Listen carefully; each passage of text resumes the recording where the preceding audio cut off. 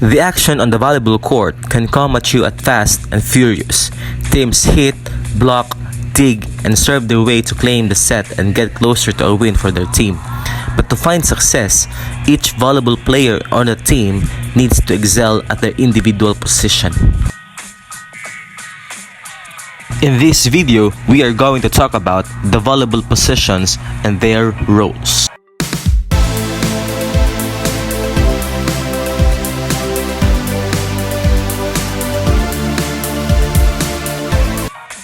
The first position is the setter. This position is essentially the quarterback or point guard of the team.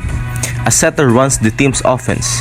They aim to receive the second touch, setting it for an attacking player. Due to this responsibility, they need to have strong communication skills as they direct the offense and make quick decisions on the court. A setter should be able to identify the opponent's blockers and single out which one is the weakest. Since they can play in either the front or back row, setters need to be ready to block, dig, and receive a serve on defense. The main responsibilities of a setter is number 1 is to run the offense, set the ball for teammates, use a dump shot to keep opponents off balance, be a vocal leader, dig and block on defense, and identify the opponent's blockers.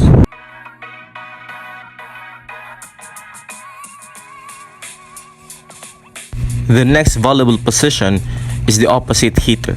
This position, also known as the right side hitter, plays near the right antenna.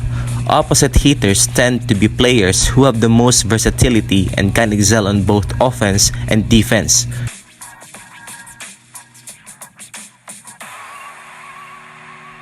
The opposite hitters must be able to hit the ball from the front and back rows.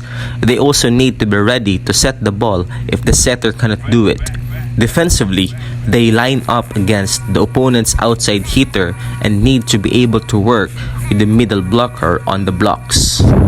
The responsibilities of an opposite hitter is to act as a backup setter on offense, attack the ball when receiving a set, block opponent's outside hitter, work with the middle hitter on blocks, and dig for quick attacks. The next position in volleyball is the outside hitter. The outside hitter, also known as the left side hitter, attacks from the left antenna and requires a player with good jumping ability. The outside hitter is often the focal point of the offense and completes most of the attack hits. They must be able to adjust to sets coming from any location, as well as hit from the front and back rows. On defense, they often receive the serve. Many outside hitters possess good back row skills and remain in the game for all rotations.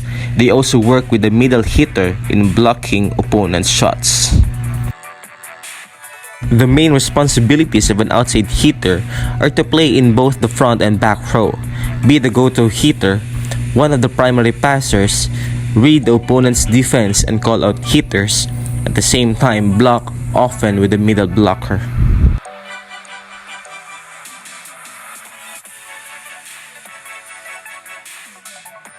The next position in volleyball is the middle blocker or middle hitter.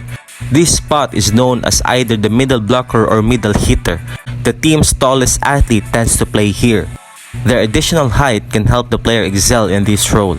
On defense, the middle blocker blocks the center area of the net and has to be ready for the opponent's quick middle attacks.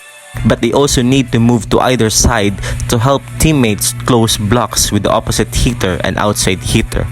On offense, they play near the setter to execute fast attacks.